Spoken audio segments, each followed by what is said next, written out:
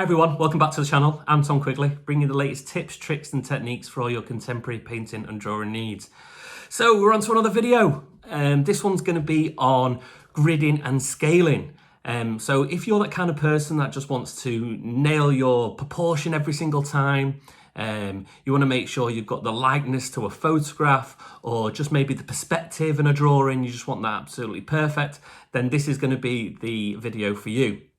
Now, before we move on to the video, I'm actually going to discuss a couple of things that my wife actually told me today. The Nightingale Hospital in Manchester, the GMEX, are asking for artwork to be sent to them via a hashtag. The hashtag is NHS Nightingale NW for Northwest. And what you're going to do there, if you could send a piece of artwork, you're going to really help them out by brightening up the Nightingale Hospital. So say for example you've got you want to do a new drawing, or you've got some children that are doing some artwork, just send it along to take a photograph of it, tweet it, and then hopefully the patients and the doctors and the nurses and all the members of staff that work in the Nightingale, they can be cheered up throughout their day by having something really nice on the wall. So just thought I'd put that out there. If you could share it, let everyone know. I think we could really do a good cause. Especially for Manchester. We're a fantastic city, and I think we shine when we come together like this. So if you could do that, absolutely brilliant. So what I'll do now, I'll get ready for the video, discuss what we're going to do, and I'll see you in a sec. So one thing that I see over and over again is people who start drawing tend to start with all the right intentions. They'll do a little bit and then they'll get frustrated and they're like, it's not right, they'll screw it up and put it in the bin, and they'll do that over and over and over again. And what you need to try and do is obviously just embrace those mistakes, or happy mistakes, what I call them. But if you want it absolutely perfect straight away, then there's methods there to help you out. Now, obviously, drawing from, freehand, completely freehand, is always going to be the most beneficial. It's going to help you understand perspective or proportion, or just make you a little bit more confident. I use tons of analogies when teaching, and one of them is a bit like using a satellite navigation in a car. If you're listening to that constantly, you're going to get to the right destination in the end. But if you were given a map, say for example, you're going to have to concentrate a little bit harder while driving, looking at the signs, for example, making sure you know when you're going to be turning left or turning right. And it's a bit like that with the drawing. The gridding up methods that I'm going to be giving you today are almost like a support or to help you along with your drawing, just to speed up things as we go further into it. So the first demonstration I'm going to show you is going to be freehand, and there's going to be a couple of things that I'm going to go into detail how I approach a drawing and how I can use the reference image that I might be using onto my final piece of work. The second lot will actually go into using square grids and then also triangular grids, which you may have not heard of and are actually more beneficial than the square grids. And then the final one is actually going to be of a carbon transfer.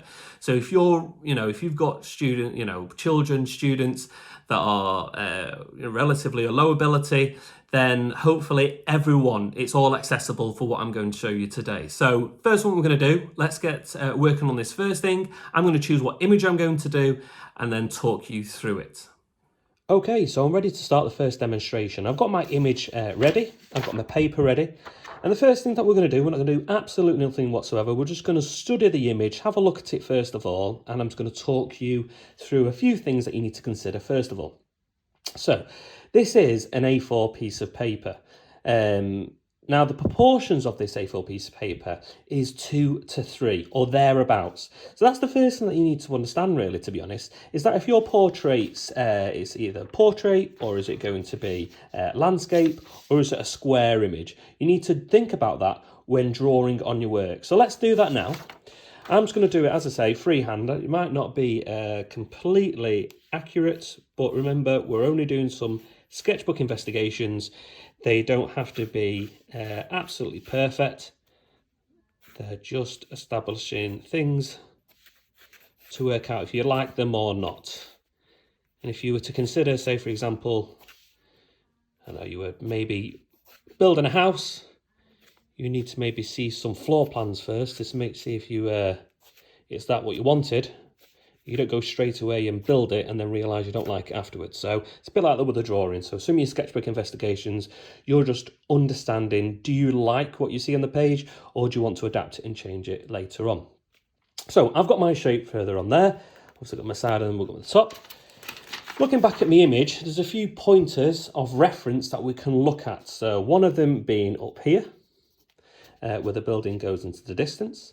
We've got these other ones in here. So we've got the building there. These are quite good reference points as well. So we've got where the double yellow lines are, the pavement is. And then also you might want to have where that horizon line is there. So just putting a little dash on that one. And also that is, you might want to put that one in there. And then the window pane is on there as well. You could even consider putting a little mark just up there, just so you know where that one is in there. So what I'm going to do now with those reference points, I'm actually going to put them on my work and then we can start mapping it in.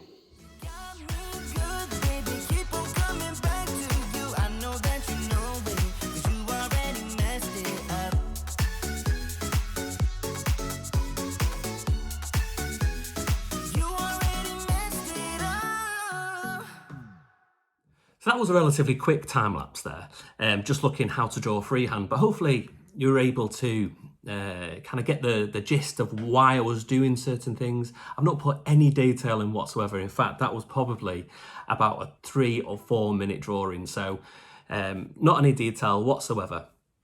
And the reason why I do that is also due to compositional things as well. We're going to do that in another video, but playing around with the actual image, you don't have to draw the full thing. You can choose which bits you want on it. Anyway, the second one is going to be using the square grid. So I'm going to grid up the image now and then show you how it goes a little bit more in detail. Okay, so we're back to planning our grid technique. This one's going to be the square one, and I've got the image ready. Now, what I have done in the past is actually directly draw the grid over the top of the image. But over recent years, I've learned to think to myself, how can I make it a little bit more efficient? And what I decided to do was actually start putting the grid over a plastic wallet. So that means I can take it in and take it out of many times of different images, and I don't have to redraw the grid. And what you can see on this particular grid is that I've just done some vertical lines and some horizontal lines, and each section is 3 centimeters by 3 centimeters. I thought that was a good size for an A4 piece of paper. But the thing is, if I wanted to shrink that down into a sketchbook and I just wanted to do a small study, but I still wanted the proportions to be exactly the same, then all I need to do is just alter the ratio. So instead of doing 3 centimeters by 3 centimeters, I could do it 2 centimeters by 2, or if I wanted it even smaller, 1 centimeter by 1 centimeter. And that's what I've done here in the sketchbook. So I've done a smaller version of what is on here. And as you can see, the numbers from 1 to 6 at the top there, and then 1 to 8 down the side. And then all you're going to do basically is look at certain boxes. So we've got 5 and 1 here. You look at where 5 and 1 is there, and you start drawing into the boxes where certain things are. So we've got the building on the right hand side there, which is at 3. That comes down into there. In fact, it's a little bit higher, got that a little bit wrong. Into 5. And you get my drift how the actual drawing starts coming alive that way. Now this is going to take a bit of time, but the only thing is that the problem with this grid is that you have to use a ruler and make sure it's measuring it out. I've actually had to do mine freehand. I haven't got a ruler with me. I didn't have one at home, unfortunately. So say for example, let's have a look at the image here. We've got an area here which might have quite a bit of detail in that you want to get hold of, or maybe where the steps are to make sure they're correct. It's going to be quite difficult to hone in certain areas of there. You can't exactly grid it up again on there. So the second grid that I'm going to show you, the triangle grid, that's going to be a lot easier for you to use, and hopefully you'll find it a little bit easy for yourself.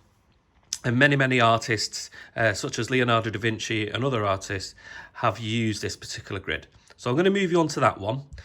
and we'll see how it goes. Okay, so we moved on to the second method of gridding up now. This one's the triangle one. As you can see, I've just got another plastic wallet and I've started to draw it over the top of it as well. And one thing that you can notice that there's not as many lines on here, and also there's no vertical and horizontal lines bar the cross in the middle. And that's a number of reasons really, to be honest. There's a method in here where I don't actually need to use a ruler, I just need to use a straight edge, and there's some other tricks as well involved to make your drawing a little bit more technically advanced and easier to draw than the square grid. The only thing is that I would suggest that you do here is that my image only comes up to, as you can see, there's a white border around the edge there. My grid goes all the way up to the top. So if you wanted to, slide in your image and only do the grid up to the image. It doesn't really make a difference. It only makes a difference if you do want a border around your drawing. I won't be doing that today. So what I'm going to show you now is I've got my rectangle drawn out. Hopefully you can see it. It's not the easiest to see on that one. And the first thing that you're going to do, using a ruler or a straight edge, what have I got? I'm probably going to use just a box that I've got here. You're going to start in the corners. So you're just going to go from one corner to another one. So do it lightly just to make sure you're getting it right. You can use your pencil to make sure if it's a little bit too long. So that's that one. And right. So I've got my cross in there. Then you're going to go directly vertical through that cross. Then horizontal. And then you're going to join it up like a diamond. So that one is going to go to that one. In fact, I'm just going to do it freehand.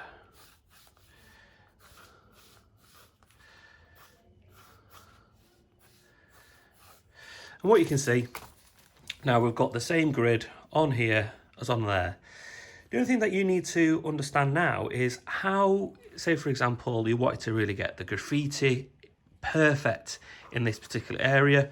The lines that we've got available, there isn't enough to go off. So say for example, how far the letter comes down, you might want to be a little bit more precise. And all you have to do is, if I get my red pen and I'm over this image here, I'm just going to just do it freehand. You would just, if you think about that cross is a smaller version of the large first cross that we did. So all you've got to do is, let's put that one on there, divide it up again,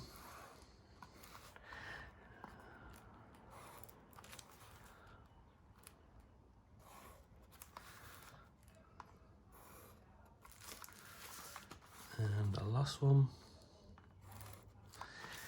And so you've got the diamond shape on there, which you could duplicate on here.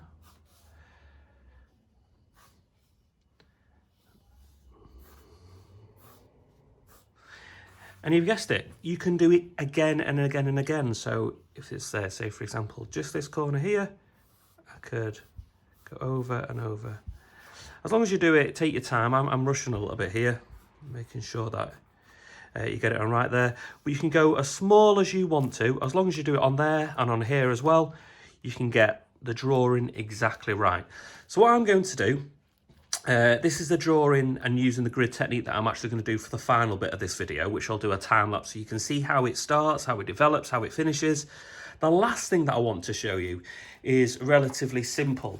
And as I said before, if you're a student or someone who really struggles with some of your drawing and you think to yourself, it's just a little bit too complex for me to do that, then I've got one last thing that I can show you. Okay, so this is going to be the last method I'm going to show you what to do.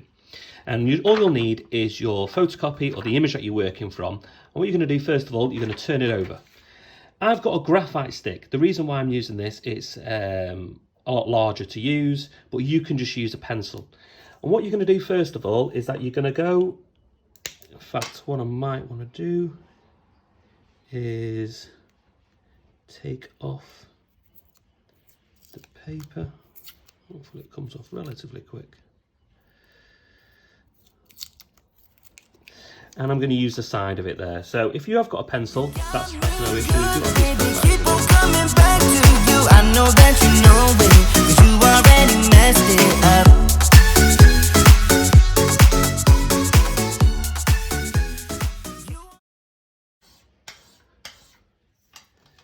you're going to do, you're going to place the image over the top of a piece of paper. You can use a piece of masking tape to tape this in place, just in case you feel like it's going to move.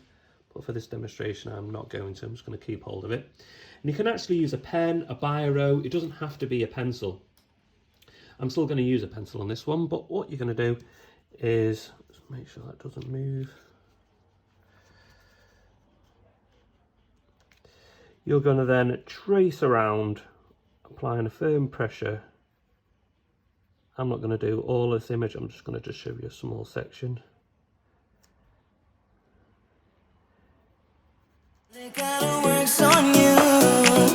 got me paper thin, doing concrete face, diving romance in the madness. You got me good, baby, keep on coming back to you. I know that you know it, 'cause you already messed it up. Okay, so I've left it at that point for the last method, which was the carbon transfer. And as you can see, I've got all the main outlines of the drawing. I've got the graffiti, got the buildings in the distance, and the road and the double yellow lines. You would have to go back into it and start adding some of the tone.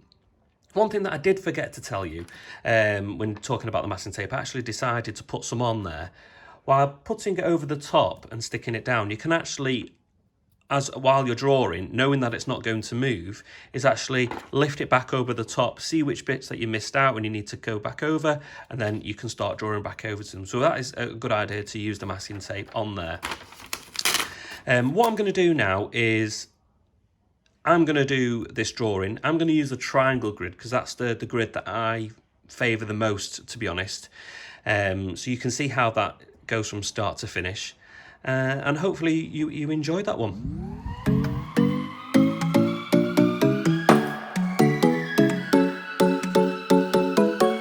Oh yeah, I know we could have been better. You look so pretty in lies. Big egos live in this castle. Not sure I'm ever surprised. You got me fooling around and now you're honesty. Don't think you got the concept right.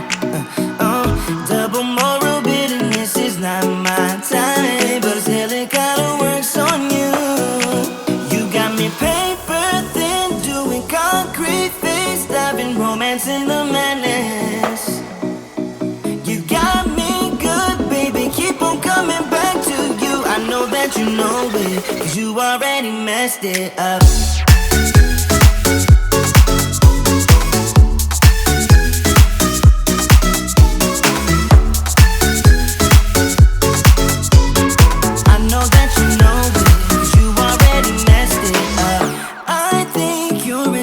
To drama, it keeps you sleeping at night.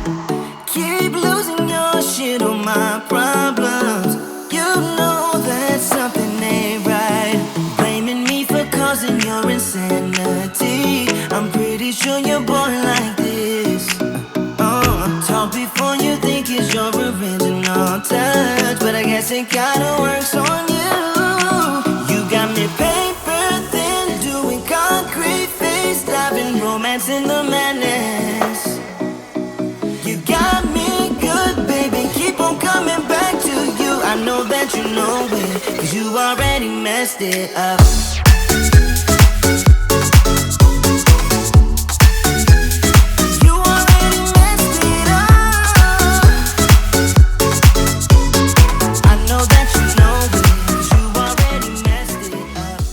Right guys, that's it for another video. I hope you enjoyed it. I hope you improved your drawing skills, and it's something to consider next time you do have a go at drawing. In the final piece that I actually did, I used a number of materials, so I will leave them in the description below so you can have a look at what I actually used. But if you like this video, please give us a like. It's always going to grow the channel a little bit more, and if you want to see similar videos, then just make sure you hit the subscribe button. But yeah, until next time, I'll see you soon. Bye.